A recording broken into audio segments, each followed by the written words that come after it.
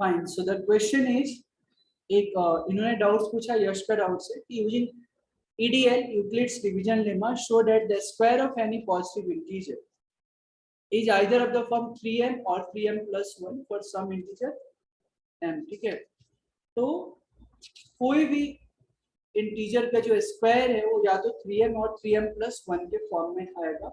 आपको Euclid's division lemma के help से आपको प्रूफ करना. ठीक है, तो मान लेते हैं what should be your approach, let n be a positive integer, है ना. क्वेश्चन नंबर 4 जो है, let n be a positive integer.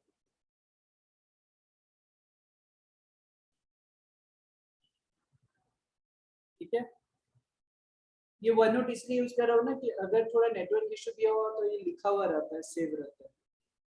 Late n be a positive integer. अब क्या है यहाँ पे क्वेश्चन में है कि हमको उसका स्क्वायर जो है या तो 3m या तो 3m plus 1 के फॉर्म में है ना. So if let n be a positive integer, if n equal to मान लो 3q है, करेक्ट. तो n स्क्वायर की वैल्यू क्या होनी चाहिए? 9q square. 9q. 9q square. ये 9q स्क्वायर को बहुत हंसते खिलखिलाते मुस्कुराते हुए क्या हम 3 into 3q सर वो स्क्वायर. 3m है लेकिन q की जगह. अरे सुनो तो सुनो, हमने मान लिया ना कोसेंट है ना, हम इंग्लिश डिवीजन लेमा के अकॉर्डिंग हम लिख सकते हैं ना. मान लिया कि 3q है, हाँ ओके. हम बाद में m एज्यूम करेंगे. ठीक है, अब 3q स्क्वायर है, 3 into 3q स्क्वायर ऐसे 9q स्क्वायर को लिख सकते हैं, आया ना. हाँ. यस. ओके, अब जो है इसको अगर मैंने 3m कंसीडर कर लिया, मतलब 3q स्क्वायर को मैंने m एज्यूम कर लिया, where m equal to 3. Understood everyone? If n बराबर 3q plus 1 अगर होता है और इसका स्क्वायर अगर निकालना है तो कैसे निकालोगे आप? n square should be equal to what? 3q plus 1 का होल स्क्वायर. Yes sir. अब जरा बताइए आप, 3q plus 1 का होल स्क्वायर क्या लिखोगे आप? a स्क्वायर मतलब ये प्लस 2ab मतलब 6q plus 1, ये आएगा क्या? हाँ या ना, ये बताओ. और इसमें से अगर मैंने 3 कॉमन निकाल दी तो 3q square plus 2q plus 4. फिर से इसको मैं 3m plus 1 लिख सकता हूँ क्या? Where m is equal to what? 3q square plus 2q. बताइए समझ में आ रहा है क्या? Is everybody able to understand? यश आपने पूछा था, समझ में आ रहा है क्या? हाँ सर थोड़ा थोड़ा आ रहा है. थोड़ा थोड़ा तो पूरा आना चाहिए. ये 3q स्क्वायर की जगह हमने m ले लिया, 3m की फॉर्म में, तो 3q स्क्वायर प्लस 2q के फॉर्म में हमने क्या कर दिया? इसको m ले लिया, 3m plus 1 के फॉर्म में है ना. अब जो है if n equal to 3q plus 2 है ना. अब क्वेश्चन में 3q या 3q plus 3m plus 1 की फॉर्म में है ना. तो हम क्या करेंगे यहाँ पे? देखो उसके जो रिमाइंडर होगा या तो 0 आएगा या तो 1 आएगा या तो 2 आएगा, हाँ या ना. 0 के लिए तो चेक किया, 1 के लिए चेक किया, अब 2 के लिए चेक कर रहे हैं अपन. If n equal to 3q plus 2, so what should be the value of n square?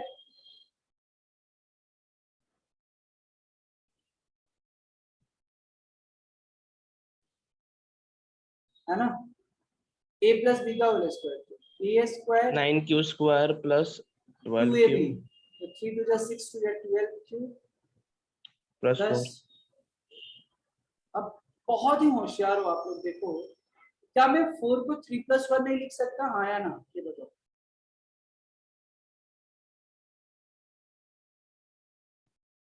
बताइए, क्या हम 4 को हंसते खिलखिलाते हुए 3+1 नहीं लिख सकते?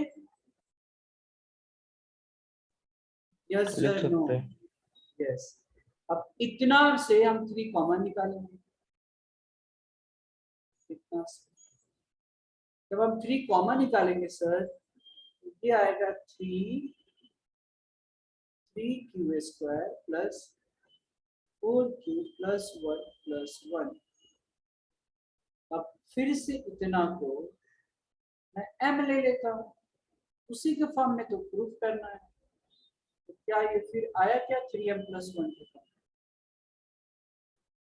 आया ना? And of course where m equal to 3q square plus 4q plus 1। यहाँ पे खुश होना है तो आप लिख सकते हैं where m equal to 3q square plus 4q plus, sir ये m क्या है सर, ये नहीं समझ में आ रहा सर। m एक कोई भी एक वैल्यू, m एक इंटीजर है, पॉजिटिव इंटीजर, कोई भी, जैसे क्वेश्चन में दिया है ना, या तो 3m या तो 3m प्लस 1 के फॉर्म में है, तो हमने वो m एज्यूम कर दिया।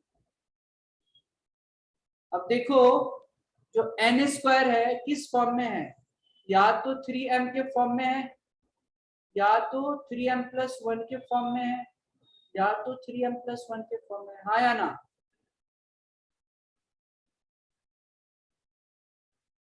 इसका मतलब है तो लेकिन 3q plus 1 और 3q plus 2 दोनों के लिए 3m plus 1 ही आया. सो इसका मतलब ऐसा भी है कि 3q plus 3 के लिए भी आएगा. कोई भी यहाँ पे क्वेश्चन में, हाँ ऑफ कोर्स मैं वो भी दिखा देता हूँ, लेकिन 3 फिर वो रिपीट करेगा ना डियर।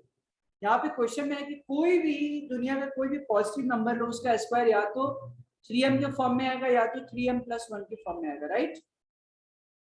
तो एक मिनट, जस्ट मैं लिख लूँ इसमें, फिर 10 n square is either 3m और 3m प्लस 1, और यही प्रूफ करना था। आप कोई भी नंबर लो, आप कोई भी नंबर लो, बताओ, मैं प्रैक्टिकली मैं सॉल्व भी करके बता रहा हूँ, कोई भी आप नंबर लीजिए यश, 4q plus 2 4q नहीं, plus बट उसमें अब देखो ये क्या है, ये जो जनरलाइज किया गया है, आप कोई भी नंबर्स का मतलब है, पहले क्वेश्चन को आप लोग समझने की कोशिश, जैसे मान लो 10 है, क्या है 10 है बराबर, तो 10 जब लिया तो 10 का स्क्वायर जो है 100 होता है सर। अब इन्होंने जो क्वेश्चन दिया है या तो 3m या तो 3m प्लस 1 के फॉर्म में, Yes. कहने का मतलब है जब आप इनडायरेक्टली वो ये बता रहे कि अगर आप 3 से डिवाइड करोगे तो या तो रिमाइंडर 0 आएगा या तो 1 आएगा, समझ में आ रहा है? या हाँ, इसलिए ऐसा नंबर लिया जाता है ना, इज इक्वल टू. एक मिनट, जैसे 3 से तुमने डिवाइड किया, 10 का स्क्वायर 100 है, तो इसको 3 से डिवाइड किया तो 3 3 जा 910, 3 3 जा 9 1। क्या 100 को मैं ऐसे नहीं लिख सकता, 3 इंटू 33 प्लस 1, 33 जो है m के फॉर्म में आ गया क्या, 3m plus 1, are you getting? हाँ, yes sir, I mean any integer. Right. अब ये जो क्वेश्चन में दिया है इसका मीनिंग है कि 3m मतलब इनडायरेक्टली ये बताया जा रहा है कि इंग्लिश डिवीजन लेमा के अकॉर्डिंग अगर आप 3 से डिवाइड करते हो तो या तो रिमाइंडर 0 आएगा, किसी भी नंबर का स्क्वायर अगर लिया और आपने 3 से डिवाइड किया तो या तो रिमाइंडर 0 आएगा या तो 1 आएगा।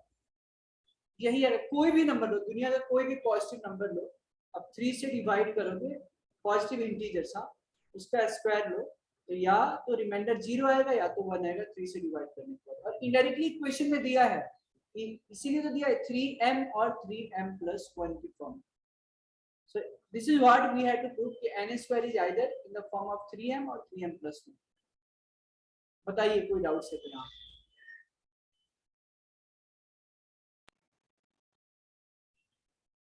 सर थोड़ा ऊपर स्क्रॉल कर सकते क्या अभी? हाँ मैं पूछ रहा हूँ आपको कुछ डाउट है तो बताइए, मैं स्क्रॉल कर लेता हूँ.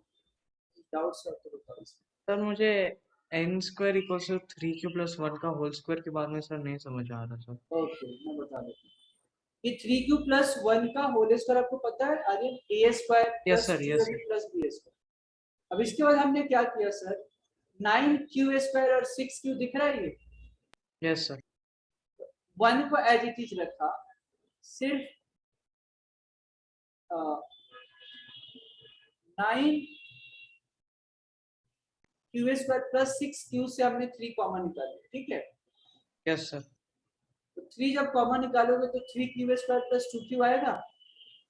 यस सर, अब हमने क्या किया कि क्वेश्चन में दिया है कि या तो वो 3m के फॉर्म में या तो 3m प्लस 1 के फॉर्म में, तो हमने देखा अरे अरे 3 इंटू समथिंग प्लस 1, मतलब क्यों ना इसको मैं m मान लूं, और m मतलब कोई तो इंटीजर ही तो रहेगा.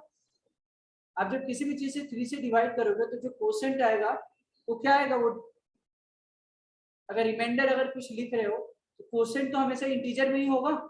यस सर, हमने इसको m मान लिया, 3m प्लस 1 में m equal to 3q square plus 2q. बताइए. फिर हमने क्या किया कि n की वैल्यू 3q प्लस 2 लिया, और किसी के ध्यान में आएगा कि सर हमने 2 तक ही क्यों लिया, 3q प्लस 3 क्यों नहीं लिया, 3q प्लस 4 क्यों नहीं लिया, क्योंकि वो रिपीट करेगा. और हमको ऑप्शन से पता चल गया जो क्वेश्चन में जो दिया है कि 3m है, अगर 4 से ऐसा कुछ रहता तो हम रिमाइंडर जो है, और यूक्लिड्स डिवीजन लेमा के अकॉर्डिंग अगर कोई भी नंबर्स को 3 से डिवाइड कर रहे हो तो रिमाइंडर क्या होगा, 0 से बड़ा या 0 या तो 3 से छोटा, तो 0 1 2 यही होगा ना.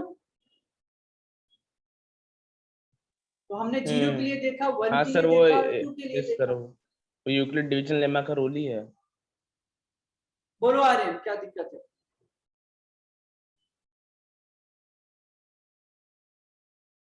सर थोड़ा तब तक ऊपर स्क्रॉल कर सकते हो? बोलिए आर्यन क्या दिक्कत है, बताओ भाई, मन में क्या चल रहा है बताओ.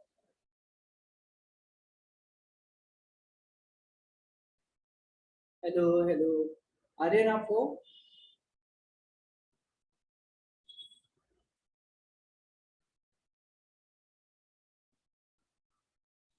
ठीक है, बाकी स्टूडेंट्स को आया क्या समझ में? इज एवरीबॉडी एबल टू हाँ अंडरस्टैंड? सर, परफेक्टली आ गया. हाँ सर. संस्कृति समझ में आ रहा है? श्रुति, स्वरा, तनीश, यश, Yes, sir.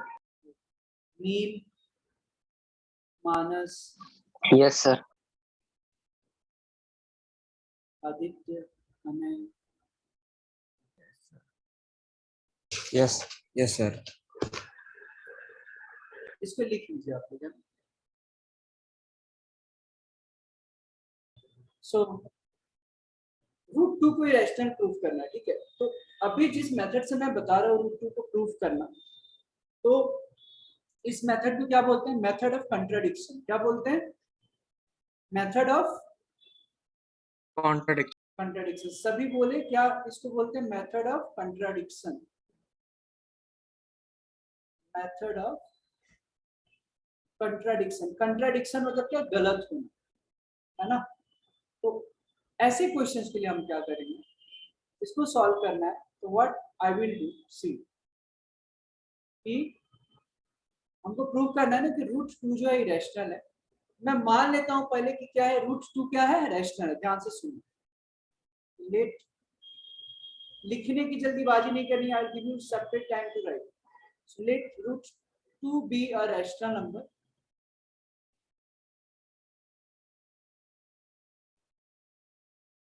Rational number. अब जैसे ही रैशनल नंबर एज्यूम किया,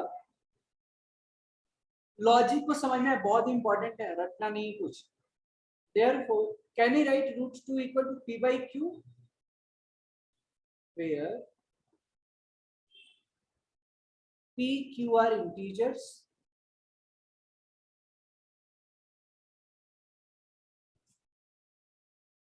and Q जो है 0 नहीं होनी चाहिए. Also PQ are co-prime, मतलब the PQ do not have any common factor other than 1. मतलब PQ जो है least lowest form में है ना. PQ are integers and Q is not equal to 0. Also PQ are in lowest terms. It means there is no any common factor other than 1. PQ are in lowest term.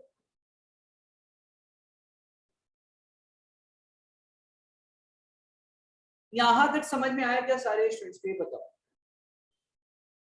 हमने माना है, बिल्कुल ध्यान से समझना है, √2 को रैशनल मान लिया और रैशनल को p by q लिख ही सकते हैं.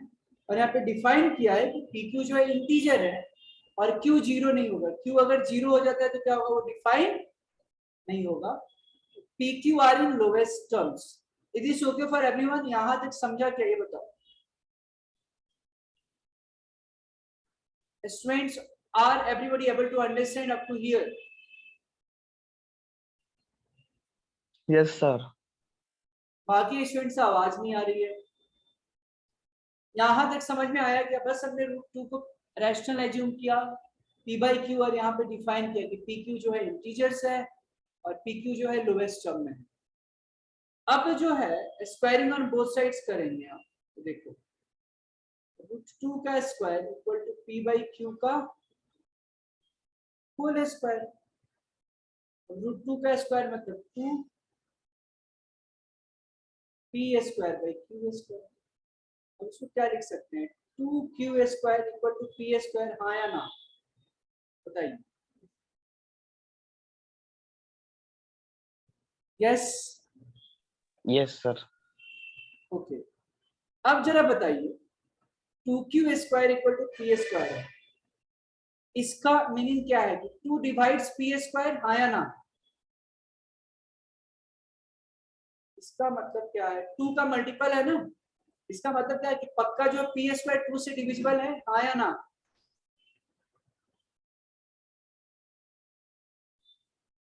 टू डिवाइड्स p है जो वो q से डिविजिबल है. हाँ मैं p मतलब 2 से डिविजिबल है p. हाँ यस.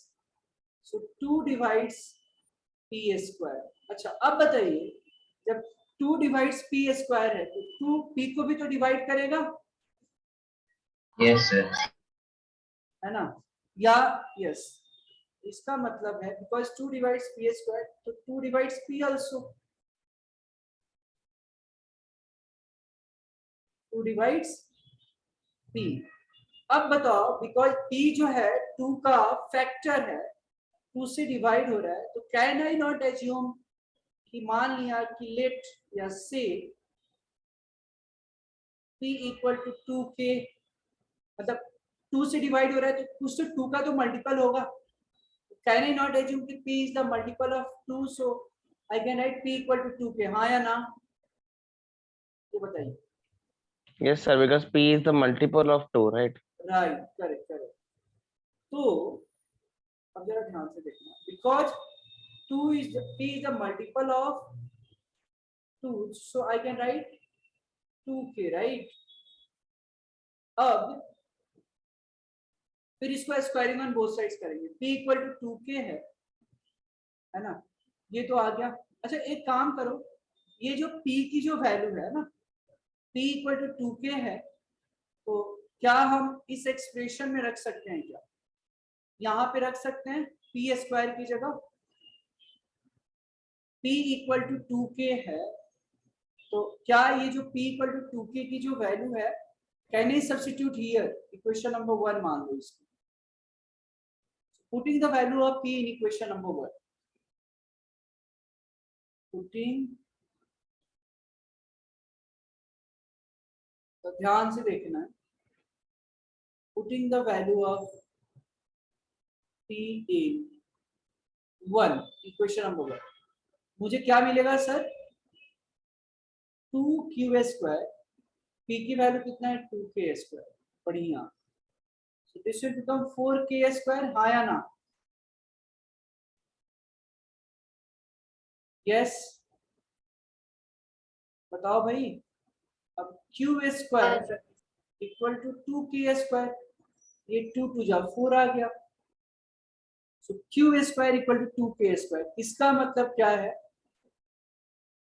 टू का इसको सीधा लिखता हूँ तो क्लियर होगा, 2q² इक्वल टू q²।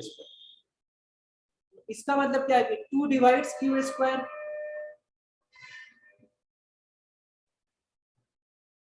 अब जब 2q² को डिवाइड करेगा तो क्या 2q को भी डिवाइड करेगा कि नहीं?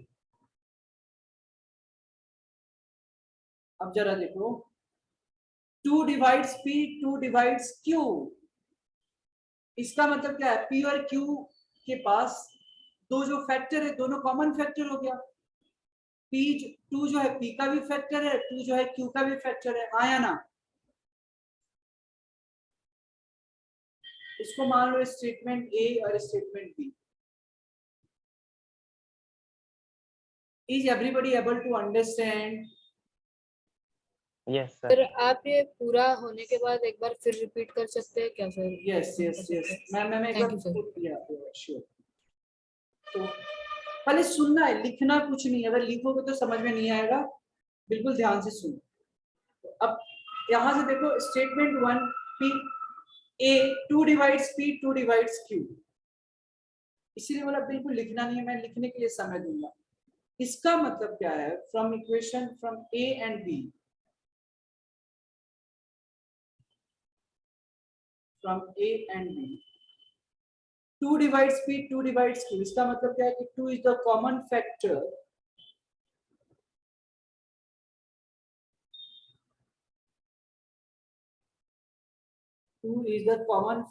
of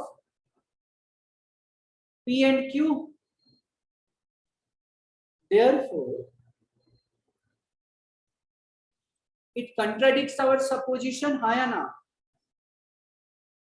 सपोजिशन मतलब जो सपोज किया है, जो एज्यूम किया है। एज्यूम क्या किया था कि p एंड q के पास कोई भी कॉमन फैक्टर नहीं है 1 के अलावा, और यहाँ पे तो आ गया 2 इज द कॉमन। वो ऐसा क्यों? क्योंकि हमने एज्यूम किया था कि वो रैशनल है। तो यहाँ पे तो गलत हो गया, because 2 is the common factor of p and q। It means it contradicts, मतलब ये गलत कर रहा है, काट रही है हमारी बातों को। It contradicts our assumptions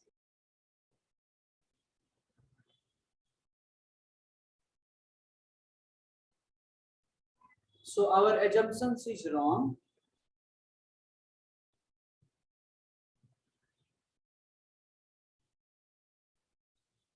Our assumption is wrong, therefore √2 is an irrational number.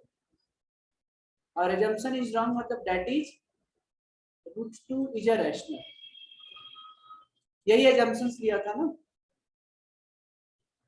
यानी ये assumptions नहीं होगा, √2 क्या होगा, irrational होगा। Proved।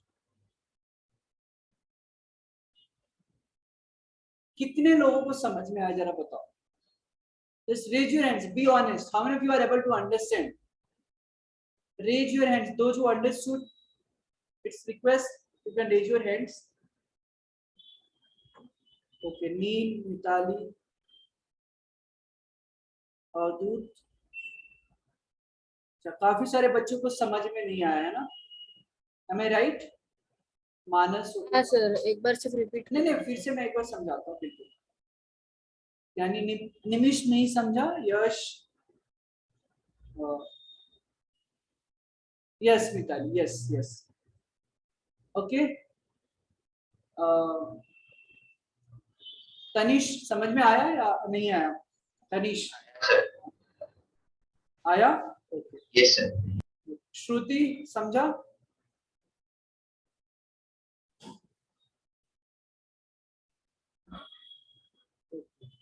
स्वरा आपको समझ में आ रहा है या थोड़ा डिफिकल्टी आ रहा है? ओके, संस्कृति समझ में आया क्या या थोड़ा दिक्कत हो रही है अभी इसमें? नो सर, समझ आया सर। Okay, very good. चलिए तो एक बार मैं फिर से समझा देता हूँ, जिनको समझ में आ गया वो लिख सकते हैं, है ना? अब चलो देखो, आर्यन समझा क्या आपको? आर्यन, आर्यन को सॉल्व कर लिया, हाँ सॉल्व कर दिया, ओके। एक बार मैं फिर से रिपीट करता हूँ। यहाँ पे क्वेश्चन है प्रूव करना था कि √2 जो है इरेशनल है ना। हमने क्या किया कि इसको जिस मेथड को हमने यूज किया है उस मेथड को हम लोग बोलते हैं मेथड ऑफ कंट्राडिक्शन, है ना। अब you have to prove that √2 is an irrational number. हमने क्या किया कि उसका उल्टा सोचा, है ना, कि मान लिया कि चलो भाई √2 जो है इरेशनल नहीं है, एक रैशनल है। जब रैशनल है तो रैशनल के सारे कंडीशन को फुलफिल करना चाहिए। तो हमने एज्यूम किया चलो भाई √2 रैशनल है तो ये p/q के फॉर्म में होगा और pq इंटीजर्स होगा।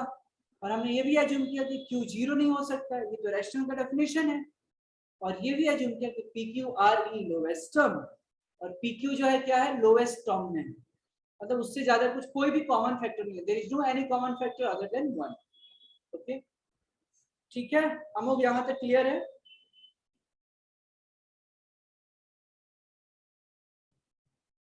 अमोघ क्लियर है यहाँ पर? हाँ सर। ओके, अब इसके बाद हमने क्या किया कि बिकॉज √2 को p/q लिखा, स्क्वायरिंग ऑन बोथ साइड्स कर दिया। √2 का स्क्वायर हो गया, यहाँ पे स्क्वायरिंग ऑन बोथ साइड्स किया तो √2 का स्क्वायर क्या बन गया 2, और p²/q², क्रॉस मल्टीप्लाई अपन ने कर दिया, 2q² इक्वल टू p²। अब यहाँ पे इंपॉर्टेंट है एक चीज समझना, देखो ये 2 का मल्टीपल है ना, ये 2 का मल्टीपल है ना, और ये दोनों इक्वल है ना, दोनों इक्वल है। यहाँ पे ध्यान से देखेंगे बहुत तो हो सकता है कि यहाँ पे थोड़ा दिक्कत हुई हो समझने में। 2q² इक्वल टू p² है तो ये 2 का मल्टीपल है। अब जब ये 2 का मल्टीपल है इसका मतलब क्या है, इसका ये दोनों इक्विवेलेंट है, दोनों नॉट इक्विवेलेंट, इक्वल है। क्या ये p² जो है 2 का फैक्टर होगा ना, यानी 2 जो है पक्का p², 2 must be dividing p², is it not? Is it not? हाँ सर। अब जो 2 जो है p² को डिवाइड करेगा तो कोई भी ले लो, जैसे कोई नंबर जैसे 16 है तो 4 का स्क्वायर, तो 16 2 से डिविजिबल है, तो 16 का मतलब 4 का स्क्वायर, तो 4 भी तो 2 का मतलब 2 से डिविजिबल है। जैसे 36 है, 36 2 से डिविजिबल है, तो 6 भी तो 2 से डिविजिबल है। वैसे ही 2 डिवाइड्स p², इसका मतलब क्या है कि 2 डिवाइड्स p, हाँ या ना, ये बताओ। हाँ सर। अब हमने क्या किया, चलो ये मान लिया कि 2 जब p को जब डिवाइड सॉरी जब 2 जो है p को डिवाइड कर रहा है, इसका मतलब क्या है, जो p है वो 2 का मल्टीपल होनी चाहिए, हाँ या ना। जो p जो है 2 का मल्टीपल होनी चाहिए, यस और नो। हाँ सर। तो हमने क्या किया कि p इक्वल टू 2 के एज्यूम कर लिया, ठीक है। अब p इक्वल टू 2 के एज्यूम किया, अब p की जो वैल्यू है इक्वेशन 1 में डाल दी हमने, इक्वेशन 1 यहाँ पे एज्यूम किया है, तो ये जो p इक्वल टू 2k है तो 2q² और p की जगह 2k डाल दिया, 2k होल स्क्वायर मतलब 4k², 2 2 जा 4, यानी q² इक्वल टू 2k²। ओ मतलब फिर से सीधा किया इसको, 2k² इक्वल टू q², जैसे यहाँ पे जैसा एक्सप्रेशन आया था वैसे यहाँ पे आ गया। मतलब 2q² को जब डिवाइड कर रहा होगा तो पक्का 2q को भी डिवाइड करेगा, यस और नो, ये बताओ। Yes sir. है ना।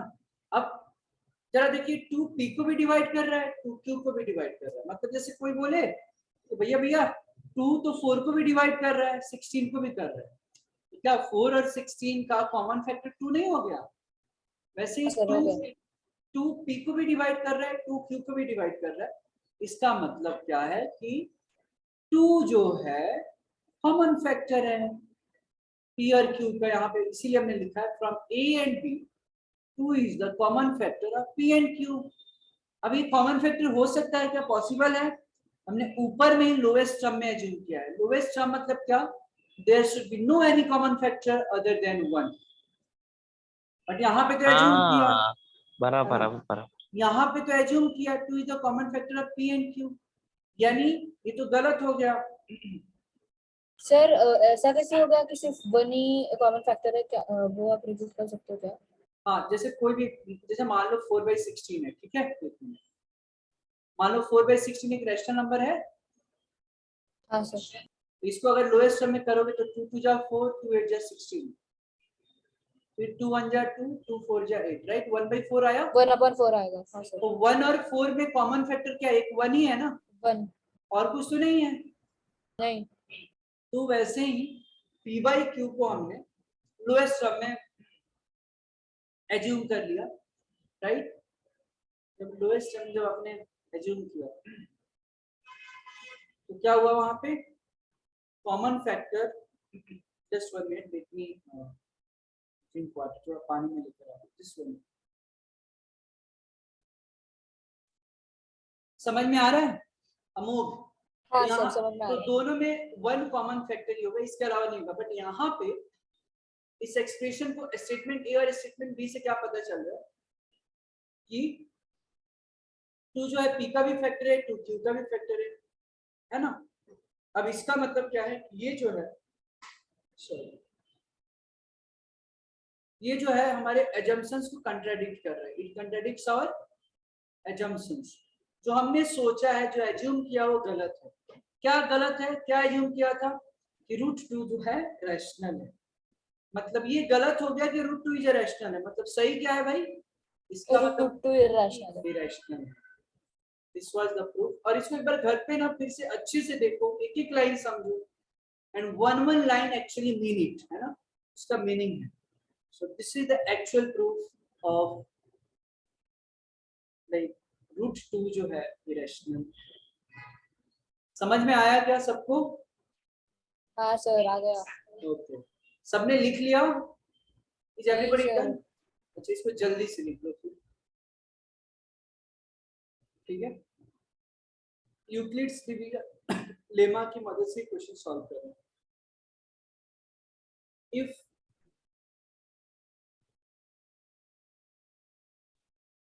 if D is the HCF,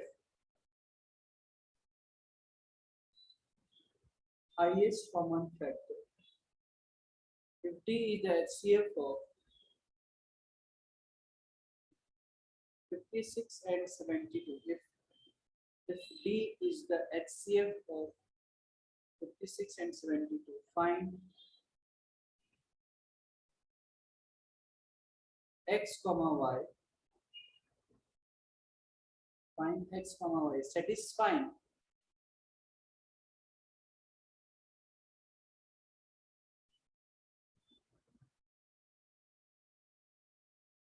Euclid's division lemma पे। इससे अच्छा क्वेश्चन 10th स्टैंडर्ड के लिए शायद नहीं हो सकता, है ना। If D is the HCF of 56 and 72, find x y satisfying D equal to 56x plus 72। जरा ट्राई करेंगे आप लोग। If D is the HCF of 56 and 72, find x comma y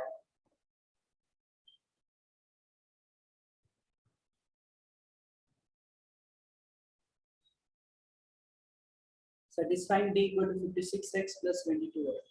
My dear students, please do not hesitate, है ना, और बिल्कुल घबराना नहीं है अगर क्वेश्चन सॉल्व नहीं होता। तो ये फर्स्ट चैप्टर है ना, और यूक्लिड्स डिवीजन लेमा आपके लिए नया है। तो बार बार प्रैक्टिस से जो क्वेश्चंस कराया है मैंने रिकॉर्डिंग में भेज रहा हूँ, उसको बार बार देखकर आपको समझ में आ जाएगा, ठीक है।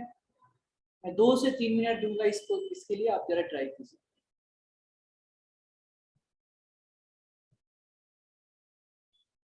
सो डी जो है 56 एंड 72 का HCF है। तो हमको एक्स वाई की वैल्यू निकालनी है कुछ इस तरीके से कि इस इक्वेशन को d equal to 56x plus 22y को सेटिस्फाई करे, ठीक है। तो कैसे सॉल्व करें?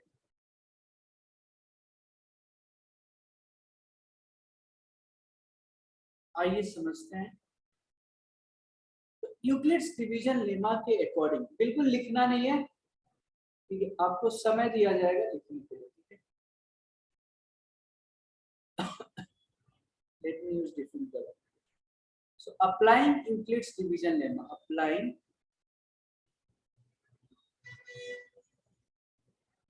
Euclid's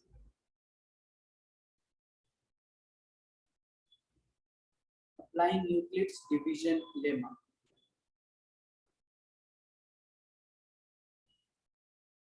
Euclid's division lemma. Applying Euclid's division lemma. Sir 56 equals to dq1. कितना? 56 is equal to dq1. T? q1. नहीं ना, देखते हैं, मैं बता रहा हूँ।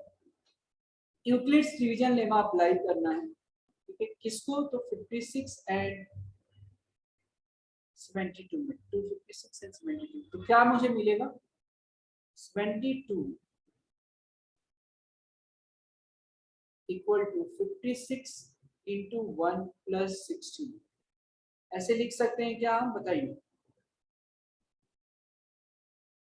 देखो, Euclid's division lemma is nothing but कि एक दूसरा जो डिवीजन मेथड होता है एचसीएफ का, वही है, उसी का एक दूसरा फॉर्म है। अगर मेरे से पूछो समझने के लिए, तो हमने क्या किया कि 72 को 56 से डिवाइड किया, ठीक है? 56 1 जा 56 माइनस 1 16, एंड 72 को कैसे लिख सकते हैं? 56 इंटू 1 प्लस 16, हाँ या ना? बिकॉज यस सर, ये तो नॉर्मल है सर डिवीजन एल्गोरिथम। बिल्कुल, बट ये एक्चुअली यूक्लिड्स डिवीजन लेमा ही है। अब जो है 16 तो 0 के बराबर नहीं है ना? तो फिर से नेक्स्ट स्टेप में देखो क्या करेंगे, फिर 56 को हम 66 से डिवाइड करेंगे, है ना? ऐसे ही होता है ना, 16 और फिर 56 यहाँ पे रखते हैं। सर ये कैसे आया सर? 72 को 56 से डिवाइड किया, तो 56 इंटू 1 प्लस 16, ओके सर। और फिर 16 को 3 से डिवाइड, 56 को 16 से, ये 16 इधर आएगा, 16 3 जा 48, ये 8 और फिर 16 बीच में। ऐसे कितने लोगों को पता है एचसीएफ निकालना डिवीजन मेथड से? सर मुझे नहीं पता। नहीं पता। तो पहले ऐसे एक बार मैं बता देता हूँ, जरा ध्यान से देखना। अगर किसी ने बोला 56 और 72 का एचसीएफ निकालना है, तो कैसे सॉल्व करोगे? 72 को 56 से डिवाइड किया, 56 1 जा 56, रिमाइंडर 16, फिर ये 56 यहाँ पे आएगा। कब तक डिवाइड करना है? जब तक रिमाइंडर 0 ना आ जाए, और यहाँ पे 0 आ गया तो 8 जो होगा एचसीएफ हो। अब इसी को यूक्लिड्स डिवीजन लेमा में लिखने का तरीका क्या होता है? अगर हमने यूक्लिड डिवीजन लेमा 56 और 72 पे लगाया, ध्यान से देखिएगा, अगर हमने यूक्लिड डिवीजन लेमा 56 और 72 पे लगाया तो क्या होगा? 56 इंटू 1 प्लस 16, फिर से 56 को मैं कैसे लिख सकता हूँ? देखो 16 इंटू 3 प्लस 8, हाँ या ना? Yes sir, and then 16 is equal to 8 into 2 plus 0। Very good. और फिर 16 इक्वल टू 8 इंटू 2 प्लस 0, हाँ या ना? अब रिमाइंडर 0 है, यहाँ पे रुक जाएंगे। इतना क्लियर है क्या? ये बताओ, इतना क्लियर है क्या? ये तो यूक्लिड डिवीजन लेमा ही तो है एक तरीके का।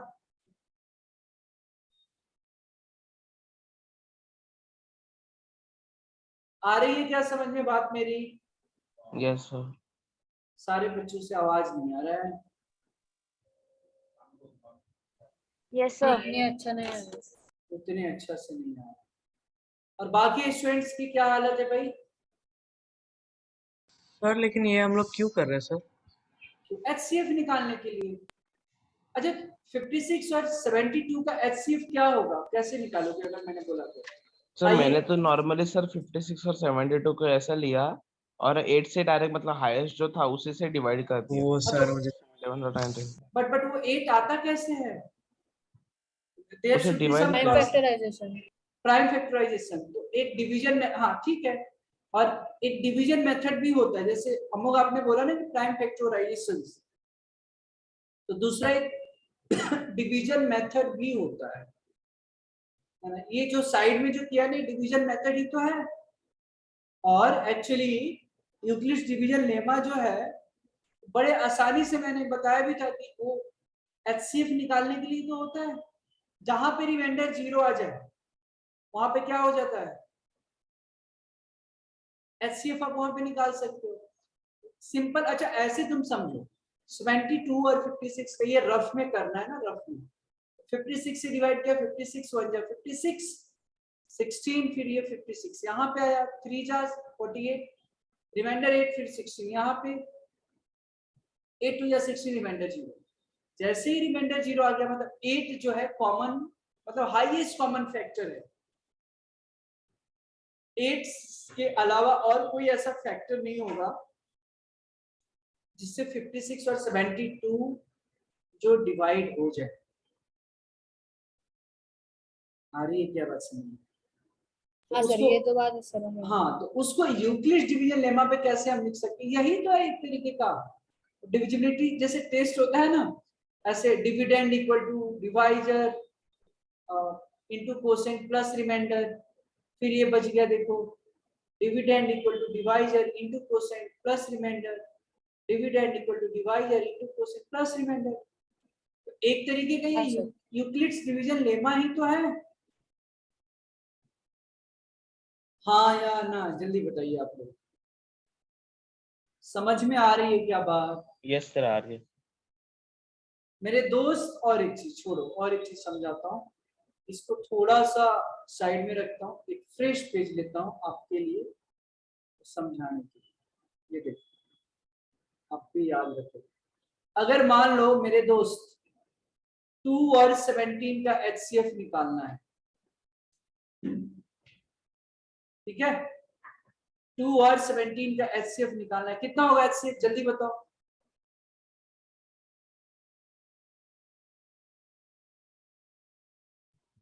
सर इधर पहले तो sir 17 is equal to 2 into 8 plus 1। तो देखो, तो हम क्या करते हैं, 17 यहाँ पे लिखेंगे और 17 को 2 से डिवाइड करोगे तो 2 8 जा 16, रिमाइंडर 1, हाँ या ना? और कब तक डिवाइड करना है, जब तक रिमाइंडर 1 आए, फिर 2 आएगा बीच में यहाँ पे, है ना? फिर 2 को किससे, जैसे देखो ऐसे किया ना, 2 8 जा 16, रिमाइंडर 1, बीच में 2 आएगा, 1 2 जा 2, आहा, रिमाइंडर 0 मतलब 1 आ गया HCF। वैसे 2 को हम कैसे लिख सकते हैं, 1 इंटू 2 प्लस 0, और ये आ गया HCF। तो ये यूक्लिड्स डिवीजन लेमा ही तो है।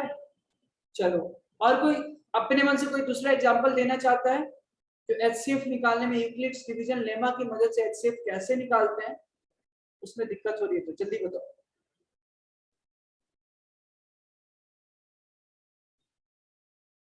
चलो एक सिंपल वाला ले लेते हैं,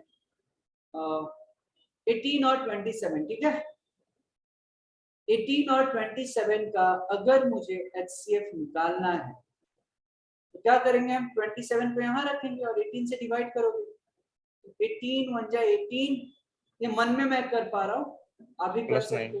हाँ, 18 1 जा 18 18 इंटू 1 प्लस 9। 9, फिर 18 बीच में आएगा, फिर 18 इज फिर इक्वल 9 टू से करोगे ना, 9 इंटू 2 प्लस 0। 9 इंटू 2 प्लस 0, यानी क्या आ गया HCF इसका, ये आएगा ना, 9 आएगा ना, हाँ सर 9 है। नॉट 2। और ऐसे भी किया चेक तो 27 को 18 से कर दो, 18 1 जा 18, 9 और 9 2 जा 18, HCF तो 9 आ गया। समझ में आ रहा है क्या, EDL की मेथड से, यूक्लिड्स डिवीजन लेमा की मेथड से HCF कैसे निकालते हैं? हाँ सर।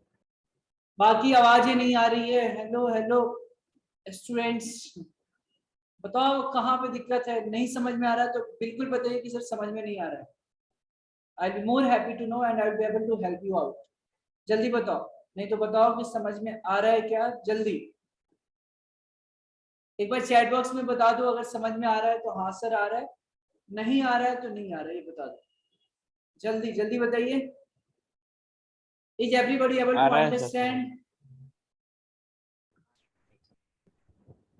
आवाज ही नहीं आ रहा है क्या चीजें? आ रहा है सर, यस यस आ रहा है sir. Okay fine, okay fine. और व्हाट अबाउट अदर स्टूडेंट्स जहां पे दिक्कत हो रही है समझने में, वो पूछिए आप। ये थोड़ा सा नया टॉपिक है ना यूक्लिड्स डिवीजन लेमा, तो थोड़ा तो दिक्कत होगी ही आपको है ना।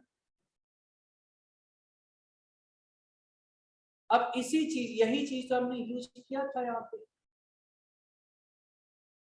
यही चीज, सॉरी क्या है,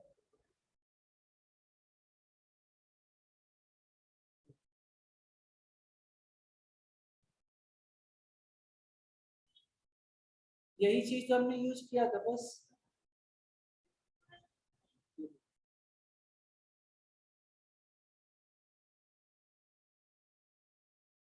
अब इतना यूज किया, अब देखो जरा, अब जरा ध्यान से देखना है यहाँ पे हमने क्या किया। अब यहाँ पे क्वेश्चन में है ना कि d equal to 56 plus 72y, एक एक्स्ट्रा इन्होंने इंफॉर्मेशन यहाँ पे दे दिया है और दिमाग लगाना है यहाँ पे। तो जरा सोचो 56x प्लस 72y के फॉर्म में, देखो 56, तो 56 को हम 8 इक्वल टू क्या लिख सकते हैं, देखो फ्रॉम सेकेंड,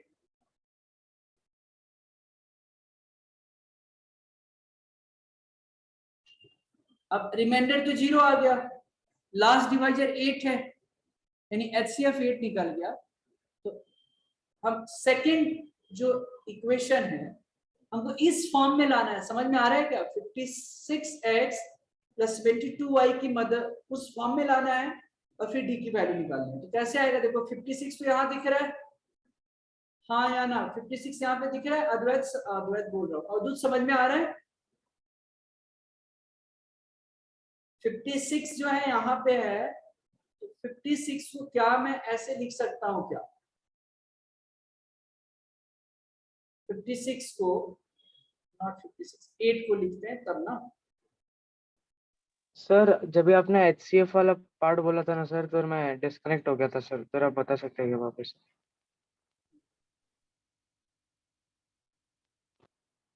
मैं सिंपल वही चीज यहाँ पे बताया कि HCF अगर आप लोगों को किसी को निकालना है तो सिंपल एक डिवीजन मेथड है, जैसे 2 और 17 का अगर HCF अगर बताना है, 2 और 17 का अगर HCF आपको निकालना है, तो हमने क्या किया, डिवीजन मेथड से कैसे निकालते हैं, 17 को 2 से डिवाइड करोगे, 2 8 जा 16, रिमाइंडर 1, फिर ये 2 इधर आएगा, 1 2 जा 2, जहां पे रिमाइंडर 0 आ गया वहां पे रुक जाने का, और उसका जो डिवाइजर है 1 वो HCF होगा।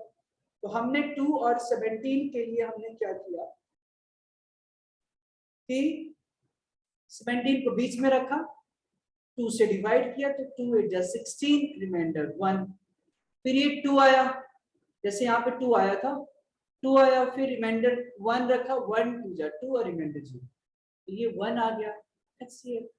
जैसे 18 और 27 का लिया, तो 18 और 27 के लिए हमने क्या किया कि 27 बीच में रखा यहाँ पे और 18 से डिवाइड किया, तो 18 1 जा 18, और कंफ्यूजन हो रहा है तो डिवीजन मेथड है ना, 27 को 18 से डिवाइड कर लो, 18 1 जा 18, रिमाइंडर 9, 18 बीच में आया, 9 2 जा 18, रिमाइंडर 0, 9 HCF आ गया।